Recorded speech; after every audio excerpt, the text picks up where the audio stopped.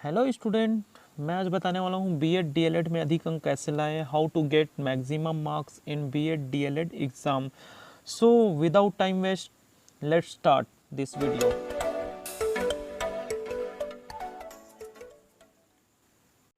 BEd में दो type के मार्क्स दिए जाते हैं। एक पहला है इंटरनल मार्क्स जिसको बोलते हैं आंतरिक मूल्यांकन का, और एक दूसरा होता है थ्योरेटिकल सैद्धांतिक marks.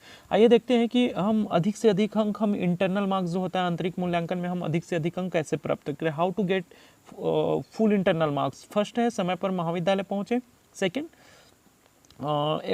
Everyday reach college on time, प्रतिदिन प्रार्थना में शामिल हो। Join daily prayers in the morning and evening, शिक्षकों का सम्मान करें। Respect the teacher. Next point की हम बात करते हैं, चौथी पॉइंट की, अनुशासन बनाए रखना, maintain the discipline. Okay, fifth point की बात करें, प्रतिदिन महाविद्यालय गणवेश में आए। Everyday came in college uniform, समय पर दिए गए कार्य पूरा करना, complete task on time. Next point की हम बात करते हैं, 7 पॉइंट, शिक्षकों के साथ संपर्क बनाए रखना, मेंटेनिंग कांटेक्ट विद टीचर्स, महाविद्यालय के गतिविधियों में भाग लेना, पार्टिसिपेट इन कॉलेज एक्टिविटीज, प्रतिदिन कक्षा में उपस्थिति, डेली क्लास अटेंड। ये हो गए हमारे 9 पॉइंट। तो इसी के बारे में अभी हम चर्चा करेंगे। चलिए स्टूडेंट, बात करते हैं हम इन 9 पॉइंट पे। और ये 9 पॉइंट जो होता है हमारे जो इंटरनल मार्क्स होते हैं उसे कैसे इफेक्ट करते हैं, प्रभावित करते हैं। फर्स्ट पॉइंट पर बात करें हम, समय पर महाविद्यालय पहुंचे। समय पर महाविद्यालय पहुंचना हमारे लिए बहुत अनिवार्य होता है, नहीं तो कहीं ना कहीं ये जो चीज़ है वो हमारे इंटरनल मार्क्स को इफेक्ट करता है। दूसरा है प्रतिदिन प्रार्थना में शामिल होना। जो प्रेयर होता है, प्रेयर में हम नहीं पहुंचेंगे जब तक हम वहाँ पे प्रेयर नहीं सीखेंगे, तब तक हम बच्चों को क्या सिखाएंगे। ये भी हमारे जो इंटरनल मार्क्स है उसको प्रभावित करता है। शिक्षकों का सम्मान करना। कई स्टूडेंट क्या होते हैं कि टीचर्स को रिस्पेक्ट नहीं देते, तो टीचर ये सारी चीज़ें पॉइंट को नोट करते रहते हैं, है ना, कि कौन स्टूडेंट क्या कर रहे हैं, कैसे कर रहा है। तो ये सारी जो बातें हैं वो टीचर के दिमाग में रहता है, तो इंटरनल मार्क्स देते टाइम ध्यान रखा जाता है। अनुशासन बनाए रखना। अनुशासन बनाए रखना, डिसिप्लिन जो होती है बहुत ही महत्वपूर्ण होती है, खासकर जो है शिक्षा के क्षेत्र में। जब तक आप डिसिप्लिन मेंटेन करके नहीं रखोगे तब तक आप अपनी जब आप कहीं पे पदस्थ हो जाते हैं तो आप क्या करेंगे, आप भी बच्चों को डिसिप्लिन मेंटेन करना नहीं सिखा पाएंगे। आपके बच्चे भी कैसे हो जाएंगे, आपकी तरह हो जाएंगे। नेक्स्ट पॉइंट की हम बात करें, प्रतिदिन महाविद्यालय गणवेश में आना। मतलब यूनिफॉर्म जो होता है, कॉलेज यूनिफॉर्म होता है, उसमें हमको आना बहुत ज़रूरी होता है, ताकि अच्छा लगता है हमको जब देखते हैं कि सारे स्टूडेंट एक यूनिफॉर्म में आ रहे हैं, है ना। ये भी कहीं ना कहीं आपको आपके जो इंटरनल मार्क्स हैं उसको प्रभावित करता है।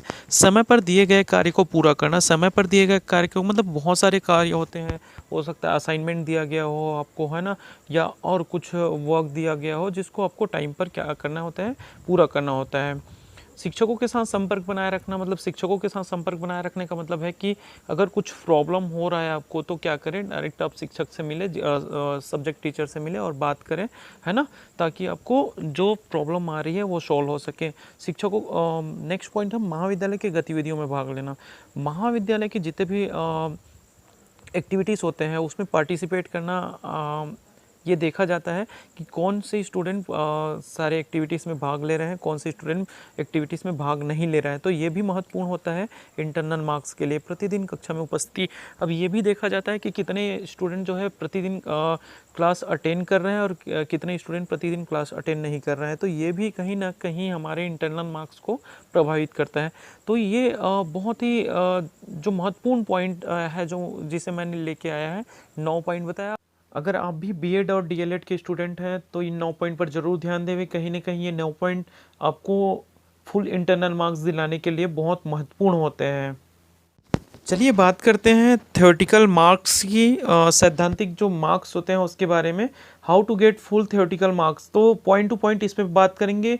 फर्स्ट पॉइंट, खुद का नोट्स बनाएं, make your own notes. Second point, प्रतिदिन लिखने का अभ्यास करें, writing practice everyday. Third point, परीक्षा कक्ष में 15 मिनट पूर्व पहुंचे, arrived in the examination hall before 15 minutes. Fourth point, 2 तरह के पेन का उपयोग, uses of 2 colour pen. Fifth point, निर्देशों को अच्छी तरीके से पढ़िए, रीड इंस्ट्रक्शन थ्रोली, प्रश्नों को अच्छी तरीके से पढ़े, रीड द क्वेश्चन थ्रोली।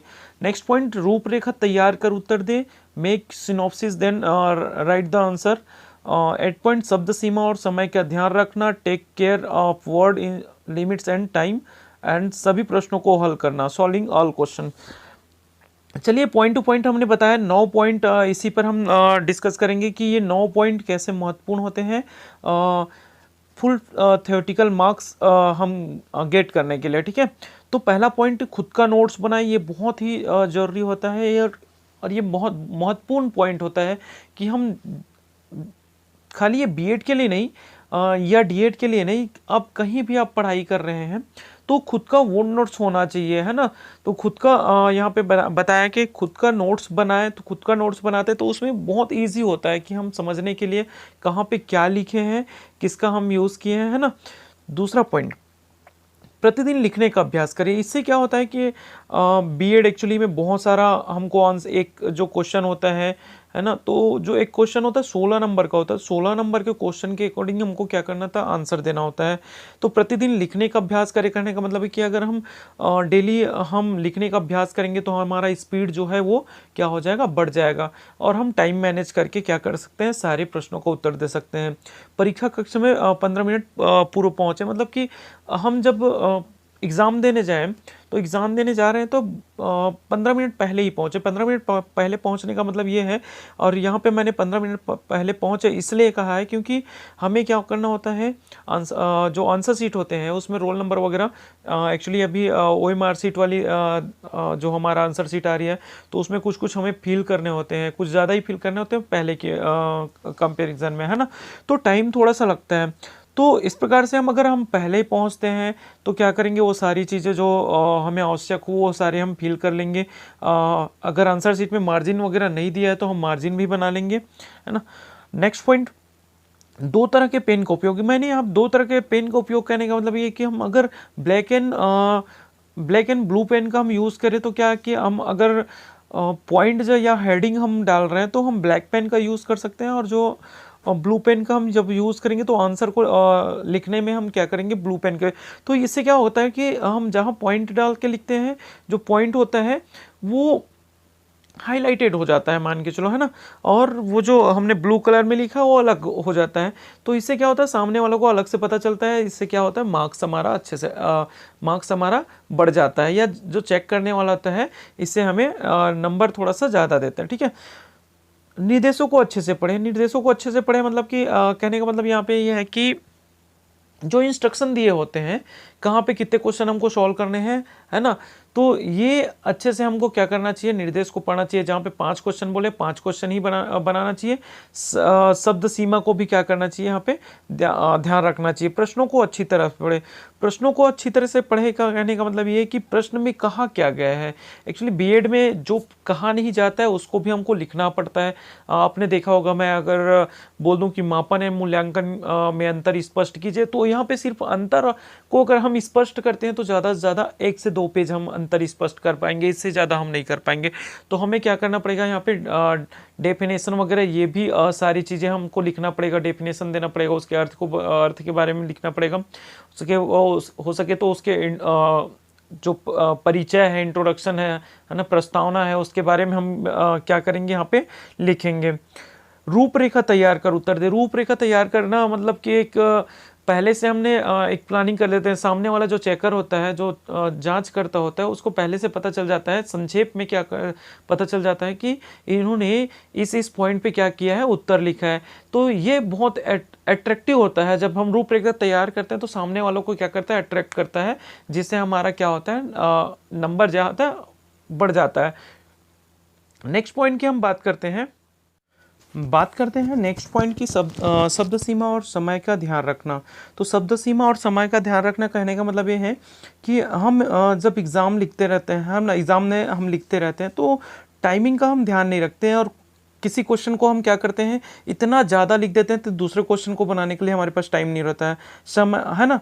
तो ये शब्द सीमा और समय का ध्यान रखना ये बताता है। लास्ट पॉइंट की बात करें, सभी प्रश्नों को हल करना। जब हम बीएड या डीएड का हम एग्ज़ाम दे रहे हो तो हमें पूरे जो क्वेश्चन होते हैं सॉल्व करके आने चाहिए। नहीं तो हमारा क्या होता है कि जो चेक करने वाले होते हैं वो देखते हैं कि सारे क्वेश्चन को हल किए हैं नहीं किए हैं।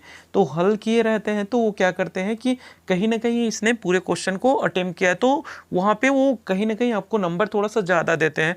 तो इस प्रकार से जो मैंने 9 पॉइंट बताए आपको इंटरनल मार्क्स, ज़्यादा से ज़्यादा इंटरनल मार्क्स लाने के लिए, और ज़्यादा से ज़्यादा 9 पॉइंट बताया मैंने ज़्यादा से ज़्यादा आपको थियोरेटिकल जो सैद्धांतिक जो नंबर है ये लाने के लिए।